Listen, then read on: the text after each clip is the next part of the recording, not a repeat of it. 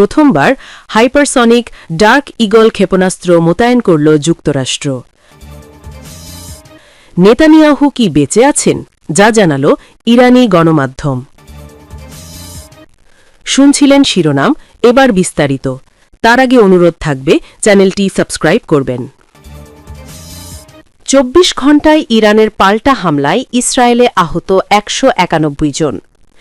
ইরানের সাম্প্রতিক পাল্টা ক্ষেপণাস্ত্র হামলার প্রেক্ষাপটে গত ২৪ ঘণ্টায় ইসরায়েল জুড়ে অন্তত ১৯১ জন আহত হয়েছেন বলে জানিয়েছে দেশটির স্বাস্থ্য মন্ত্রণালয়। দ্য টাইমস অব ইসরায়েল জানায়, আহতদের মধ্যে সেনা সদস্য ও বেসামরিক নাগরিক উভয়ই রয়েছেন, যাদের বর্তমানে বিভিন্ন হাসপাতালে চিকিৎসা দেওয়া হচ্ছে। হাসপাতাল সূত্রে জানা গেছে, আহতদের মধ্যে অন্তত একজনের অবস্থা অত্যন্ত আশঙ্কাজনক এবং আরও ৩ জনের অবস্থা বেশ গুরুতর। এর আগে সোমবার ৯ মার্চ ইসরায়েলের মধ্যাঞ্চলীয় শহর ইহুদে ইরানের একটি ক্ষেপণাস্ত্র সরাসরি আঘাত হানলে একজন নিহত এবং ২ জন আহত হন। গত কয়েকদিন ধরে ইরান ও ইসরায়েলের মধ্যে চলা এই বিধ্বংসী পাল্টাপাল্টি হামলার ফলে সাধারণ মানুষের মধ্যে চরম আতঙ্ক বিরাজ করছে। ইসরায়েলি কর্তৃপক্ষ জানিয়েছে, ইরানের রকেট ও ক্ষেপণাস্ত্র হামলার তীব্রতা বাড়ায় দেশটির স্বাস্থ্যসেবা এবং জরুরি বিভাগগুলোকে সর্বোচ্চ সতর্কতায় রাখা হয়েছে। মধ্যপ্রাচ্যের এই সংঘাত এখন এক ভয়াবহ মানবিক ও সামরিক সংকটের দিকে মোড় নিচ্ছে। সূত্র আল জাজিরা। প্রথমবার হাইপারসনিক ডার্ক ইগল ক্ষেপণাস্ত্র মোতায়েন করল যুক্তরাষ্ট্র। প্রতিরক্ষা প্রযুক্তিতে এক বিশাল মাইলফলক স্পর্শ করে যুক্তরাষ্ট্র এই প্রথমবারের মতো তাদের অত্যাধুনিক long range hypersonic weapon system বিদেশের মাটিতে মোতায়েন করেছে। মার্কিন সেনাবাহিনী জানিয়েছে, অস্ট্রেলিয়ার নর্দার্ন টেরিটরিতে আয়োজিত একটি বৃহৎ বহুজাতিক সামরিক মহড়ার অংশ হিসেবে এই শক্তিশালী ক্ষেপণাস্ত্র ব্যবস্থাটি সেখানে পাঠানো হয়েছে। ডার্ক ইগল ডাকনামের এই বিশেষ ক্ষেপণাস্ত্র ব্যবস্থাটি অত্যন্ত বিধ্বংসী এবং গতিশীল। এটি শব্দের চেয়ে ৫ গুণ বেশি দ্রুত গতিতে ছুটে গিয়ে প্রায় ১৭২৫ মাইল দূরের লক্ষ্যবস্তুতে নিখুঁতভাবে আঘাত হানতে সক্ষম। এর সবচেয়ে বড় বৈশিষ্ট্য হল, এটি মাঝ আকাশে নিজের গতিপথ পরিবর্তন করতে পারে, যা শত্রু দেশের রাডার বা প্রতিরক্ষা ব্যবস্থার পক্ষে একে শনাক্ত করা বা আটকে দেওয়া প্রায় অসম্ভব করে তোলে। মার্কিন সামরিক কর্মকর্তাদের মতে, ইন্দো প্যাসিফিক অঞ্চলে দ্রুতগতিতে উন্নত অস্ত্রশস্ত্র মোতায়েন করার সক্ষমতা প্রদর্শনের লক্ষ্যেই এই পদক্ষেপ নেওয়া হয়েছে। বিশেষ করে হাইপারসনিক প্রযুক্তি নিয়ে বিশ্বজুড়ে বাড়তে থাকা প্রতিযোগিতার মুখে ওয়াশিংটন ও তার মিত্র দেশগুলো তাদের সামরিক সহযোগিতা আরও জোরদার করছে।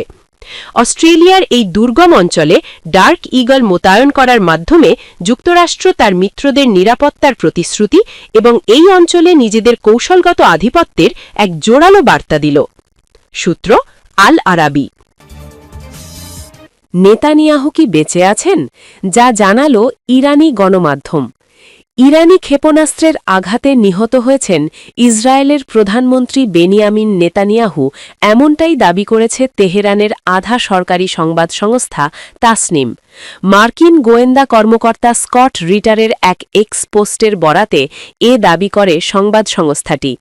এক্স পোস্টে সোমবার ৯ মার্চ বলেন, ইরানি ক্ষেপণাস্ত্র নেতানিয়াহুর সরকারি বাসভবনে আঘাত হানার পর ঘটনাস্থলেই নিহত হয়েছেন নেতানিয়াহু।